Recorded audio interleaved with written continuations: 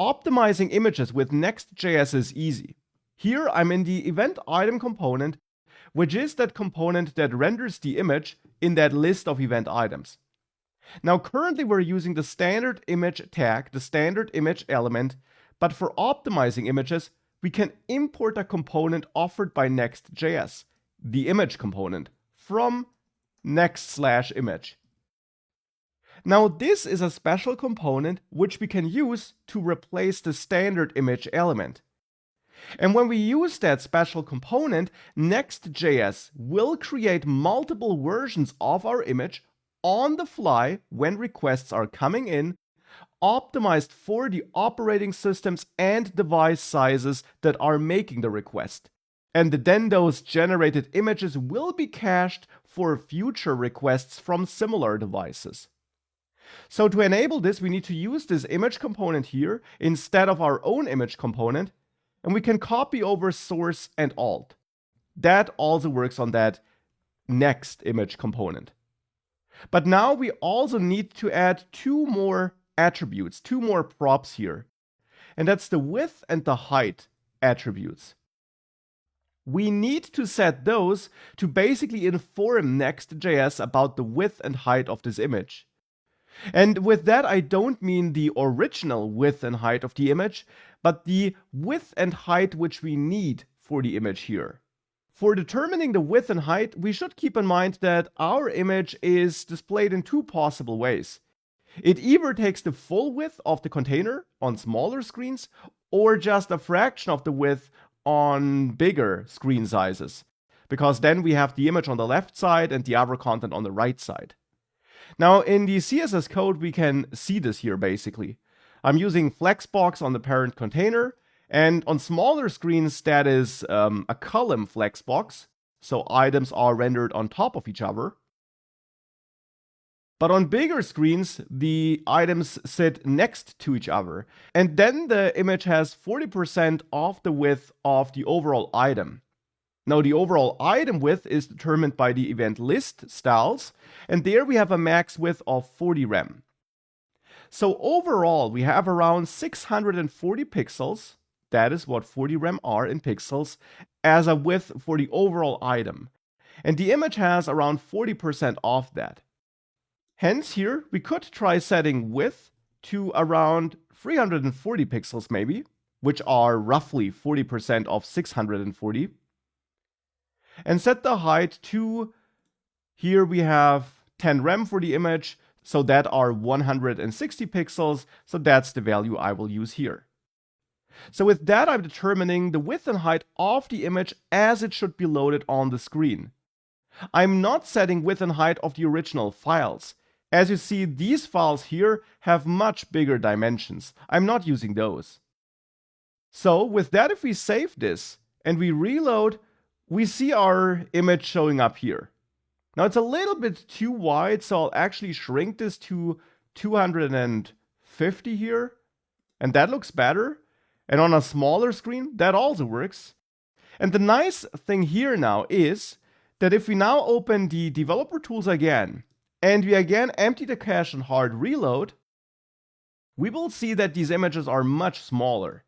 We see that here, this image is now only 19 kilobytes instead of the megabytes we had before. So all these images are much smaller. They are also fetched as a different type now, as WebP here, since I'm using Chrome and Chrome supports this optimized image format.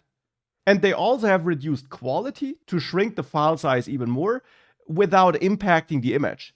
The quality is only reduced such that we don't really see it. Now that's working because Next.js, as I explained, generates optimized images on the fly. Now we can see those generated images in the .next folder. There in the cache folder, we have an images folder, and in there we have a couple of cryptic files which in the end contain the images as they are generated by Next.js.